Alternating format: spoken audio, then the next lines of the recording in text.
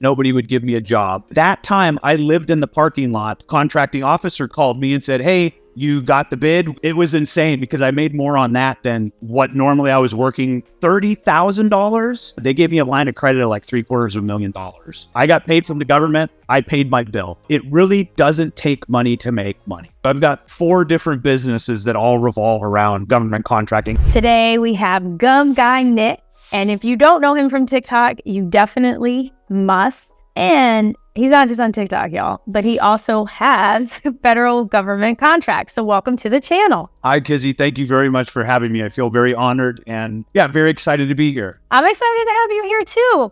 So Nick, how did you get into the wonderful world of government contracting? So it's kind of a crazy story. So in 2018, I was working at an auto parts store, just, as a behind the counter salesman selling auto parts. And I live here in Oregon and we had a particularly bad fire year.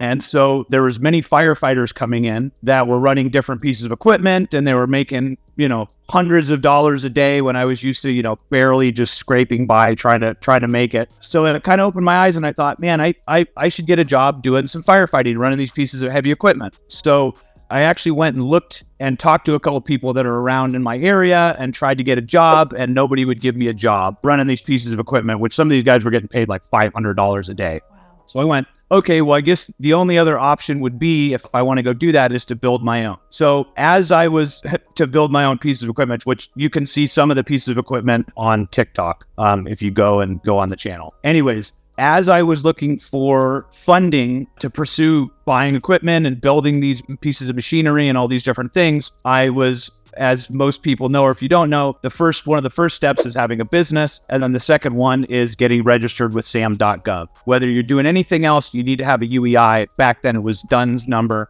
So that was the first steps while I was still working at the auto parts store. As I got registered with Sam and got a business and got all my stuff started, I had heard through the grapevine and through some other people that, even though I was getting into firefighting, now that I was registered for Sam.Gov, I could bid on any contracts. I didn't have to just go be a firefighter. I could bid on any of the contracts that were on there, obviously, if I could do it, and then I could do it. So being in the auto parts business, I was just scrolling through Sam.Gov at lunchtime and even on the weekends, and I happened to see a contract for 3,000 gallons of antifreeze that the Marine Corps needed down in San Diego. Well, I worked at the auto parts store, so I went and asked my manager, I said, hey, who do we get our antifreeze from? I need this certain spec. It was Dello red antifreeze for diesel motors, which I was familiar with because I had been selling that for a couple years. And so I got a hold of our supplier. I used the commercial count of the store, which I got permission to do. And I had them write me up a quote to deliver 3,000 gallons of this antifreeze down to the Marine Corps base in San Diego, how much it was going to be, how much delivery was. And I just had the salesman just hold that quote in his computer for me, right? I printed it off and just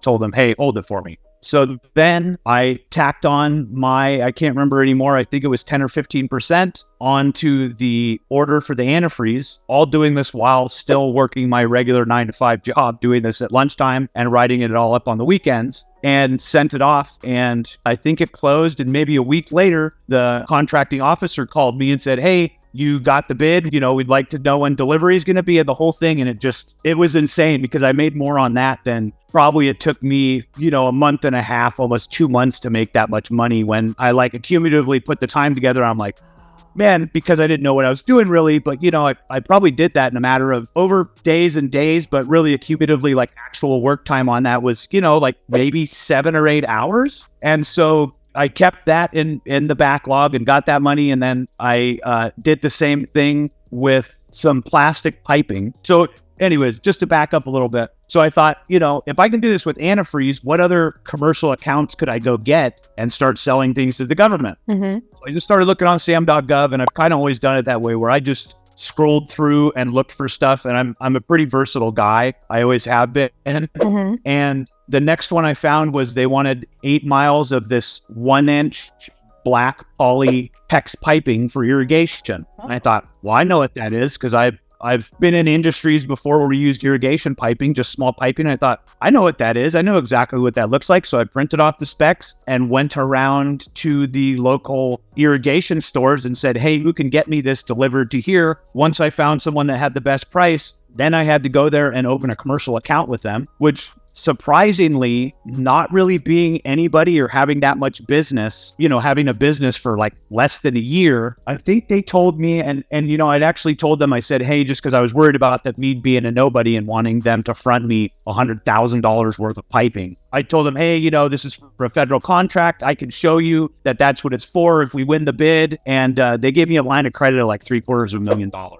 They said, as soon as we get close to $1 million, then we better figure something out. And I was like literally just nobody. And as soon as I landed that one and did that and made, 4 months worth of what normally I was working 4 days a week, 10 hours a day for, there was other circumstances in my life where I said, okay, I need a change. But it was maybe a week or two after that. And I went in and I told my boss, I said, hey, I've worked for you forever. I did really good, but I'm moving on. Can you lay me off so that I get unemployment for a little bit and then get this rolling? And luckily he was a great guy and he did that. And I've never, ever looked back. Wow. So, okay.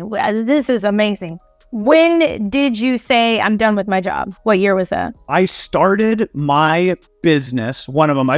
Just to say this too, I've got 4 different businesses that all revolve around government contracting out of 6 companies that I own now and run. So if I started my business and I landed the first, I'm going to say the antifreeze one was probably in October, and then February was the piping. So of 19, February was the piping one. And I think it was right at the end of February that I said adios. 2019.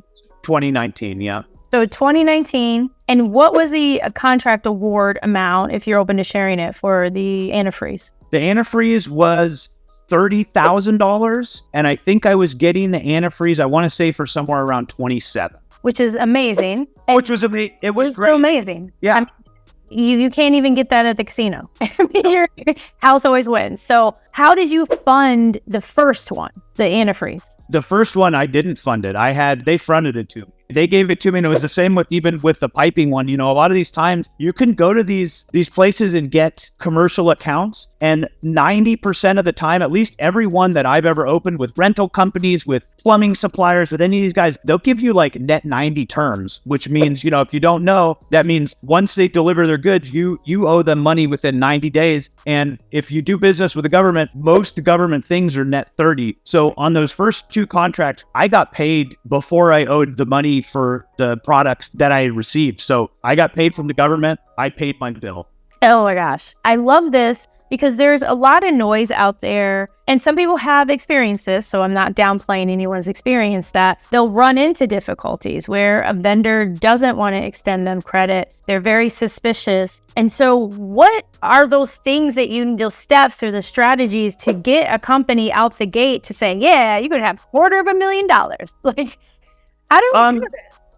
I would say, it's the same as anything else in life, right? You're going to get no's. It's just like if you're in sales or anything else, you're going to get no's. And really, to me, you can push it a little bit, but a lot of those no's, I feel like, we're all on our paths in life, and we definitely define where we're going and what's happening, but you're going to get 10 no's sometimes before you get a yes. And it was the same thing. Like I said, it was a lot of, I had heard no from a couple different companies that didn't want to extend me credit, but there's different ways to work around that. You can always drop the, hey, this is for a federal contract sign too, and go, hey, if this goes through, I'll bring the contract, I'll show it to you, all the different things. And to a lot of companies, I almost lead with that now if I'm trying to get a line of credit, and it seems to work for me now. I think I'm pretty good at talking to people, and you're very good at that. Thank you. And these are all things that you learn as you go. I was, just to give people reference, once again, I was working in an auto parts store. Not that there's anything wrong with that, because it's a profession. It paid the bills. It helped me save up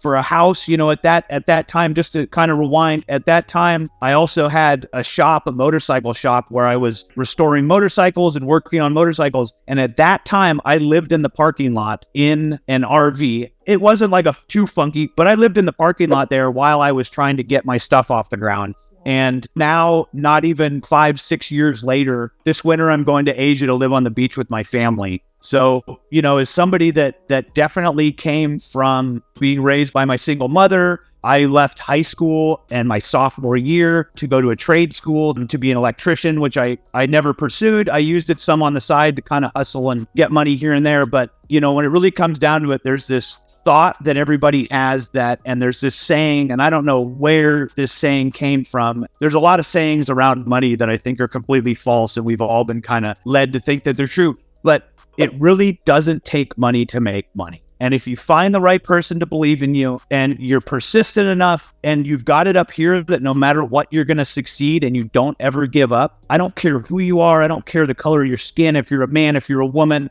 if you're disabled, whatever it is, literally, if you put your mind to it and you go after it and you don't take no for an answer. And if you have to take no for an answer, there's somebody out there, I promise you, that will say yes and will believe in you. So, that's just for context. That's kind of my background and where I came from. And the other thing is listening to Kizzy and watching these videos. There's so much free information and great authors and just wonderful people out there giving so much information away. Anything that anybody else has done, you can do too. I don't care what it is or who they are. You could be the next Elon Musk. If that's what your mission is, there's no doubt in my mind that you could do that. No, I love that. And speaking of Elon, this is a great segue because as a creative, you have done something that I don't know anybody who's created something for the government. I know the world of small business, innovative research, CIBERs, and, with my industrial organizational psychology, PhD background, I know a little bit about that world, but I've never come across a vendor who's like, hey, I created this thing and now I sell it to the government. Like, I don't really know anything and anyone like that. So can you please talk to us about that? Okay, so there's a couple things on that subject. So there's an Air Force grant program that I've just recently started applying some of my ideas. Me and my nephew have got some, I don't know if you'd call them inventions, but I guess they're inventions. So there's grants out there through all different organizations, right? Which, grants.gov, there's a whole another thing talking about that. But there's grants out there from the military, from the Forest Service, from everybody that you can think of where they want people to develop ideas. And this is the DSIP is what I'm talking about. And this is for the Air Force and the Space Force program. And they've got some grant programs where you fill out your paperwork, you do a pitch deck, which is slides of your idea, and you present these ideas to them. I think they do it 4 times a year. So every quarter they choose the exact number is 351 projects that they see have potential for military and commercial applications. So that's the one thing. You have to have something that they can, just the general public commercial wise can use and the military can use. So some of these ideas we've applied and it just closed on the 7th. So we've got a couple different projects that we applied in there. So those are some other ways where literally if you have an idea and it's good enough, and once again, literally to apply for this, you're just giving them the roughest of outlines about your idea. If they accept your idea, right off the bat, you get up to $75,000, which then they want you to lay out on paper exactly how you would execute the idea. If you go to phase 2, then it goes to like $1.2 or $1.8 million to go for these ideas. So that's the same thing in these grants. They will pay for equipment. They will pay for your salary. You can charge anything to this grant. So once again, here's another way to make money without money. I love that. I love that. You said they do this 4 times a year. They pick a little over 300. And how are you notified if they select you? Do they email? Do they call? They email you. I've got a couple friends that just got through phase 1 with some of their projects. So they've been kind of guiding me along. Because once again, like many of the government sites and different government things, they're pretty confusing and can be it can seem scary at first, but then kind of once you get it down, it's just like anything else. I try to tell people all the time, they get so confused and scared of Sam.gov. And then also, just even the thought of, the federal government and doing business with the government, like it seems like this big scary thing. But as somebody who's dealt with the public I've done construction projects for homeowners and I've done construction projects for the U.S. government. The U.S. government is way easier to work for than homeowners. Yes, definitely are. And Yeah. you mentioned you have numerous businesses, and some may wonder, like, why do you have so many businesses that are in the government contracting space? So one of them, I mainly deal with firefighting and forestry stuff. So I've got heavy equipment that I've got under a program called the Viper program, which is under the USDA, which is a U.S. Forest Service program. And we've got heavy equipment that I've built that we use for when there's forest fires. I send men or women. I send people out with equipment, and we go help with camp support stuff, with actual fighting fires on the fire line, with delivering water, all different aspects of firefighting. So I've got one company, and I kind of just keep that company to fire stuff. Another one, I partnered up with a friend of mine. He was kind of getting bored of his job in the industry he was in. And he said, "Hey, Nick, I see you're doing government contracting. Let's team up. I want to try this. I'm tired of what I'm doing. Let's go do this." So I started a second company with him doing that. And then under that company, we've got some other companies that have been doing some grant work, actually. So here in the Southern Oregon area, we've got,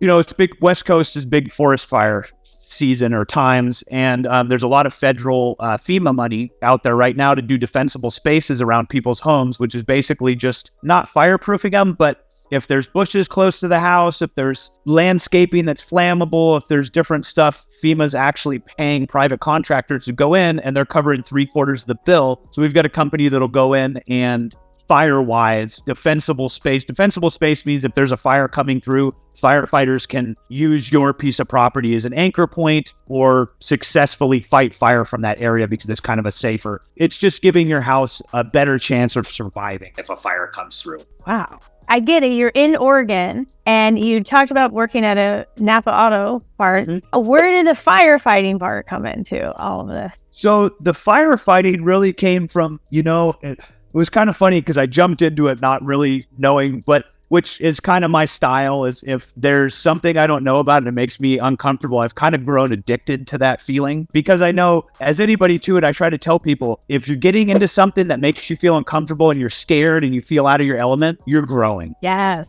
That's the best place to be in the world as a human being, because you are growing, and just hang on, because magical, awesome things are going to start happening.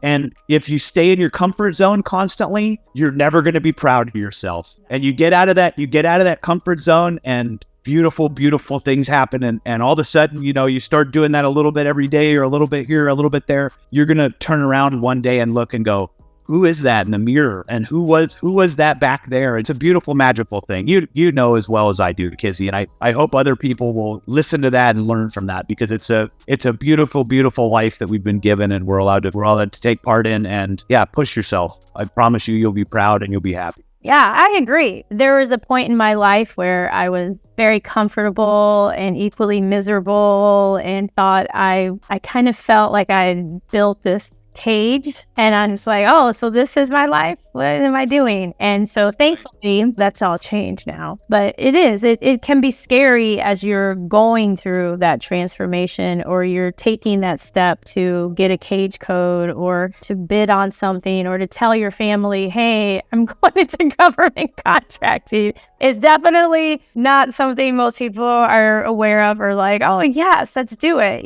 Maybe you ease them in by watching the movie War Dogs, and then you let them know, guess what, I'm going to do that too. That might be a better transition. But so for those of you who are just starting out, or people who are like, I didn't even know about this, what kind of advice do you have for them? I would say, let's see, the best piece of advice, it's the same as like getting out of your comfort zone. If there's one thing that you do, let's just say you're already a landscaper and you work for somebody else, or you have a landscaping company and you want to expand it. You're going to get out of government contracting what you put in. If you think it's a get-rich-quick scheme, it's not a get-rich-quick scheme. It can be a get-rich thing, but you're going to have to put your time in. You're going to have to take your lumps. You're going to have to learn. The chances of landing every single contract is very, very slim. If you're really, really competitive and you're willing to work for nothing, then yeah, you could land every single contract you want. But if you want to make some money and gain financial independence, then you're going to have to bid on things. You're going to have to follow them. You're going to have to follow up with the contracting officers to see how much they went for. Then you can adjust your profit margins. And, a lot of these things, like now in products and services that I do, there's some of them where I'll follow them for months I'll keep bidding and I'll get beat out, and I'll keep a file, and I have a whole case study of any product that I'm trying to sell. I'll have a whole case study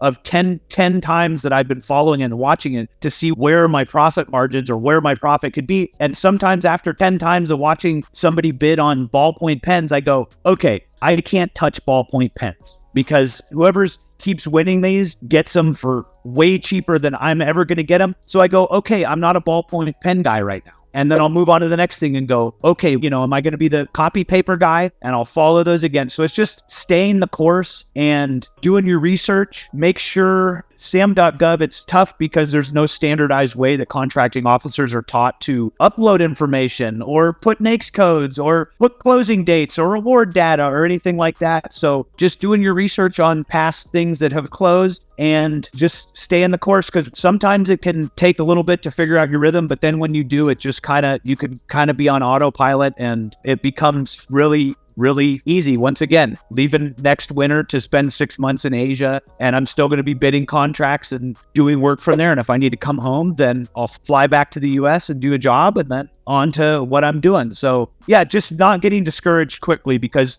you can get discouraged with government contracting if you think it's just going to be like off to the races, and it totally could be for you. It totally could be. I'm not saying that it's not, but if it's not, the stars don't align the first time, don't think that they're not going to align, because they will align. You just had some more lessons you needed to learn.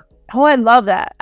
If you have more lessons to learn, and I love the tip about checking out the prices, because even if you're bidding on fencing or HVAC and it may not be so comparable, you can still at least see the ranges. If you look at previous awards, or if it's certain staffing, there are websites you can go to see what the average hourly wage is. You can look to see what the award amount was for Catholic religious coordinator. So if you're bidding on a Catholic religious coordinator, you have an idea, here's the ballpark. So there's so many ways to find out this information.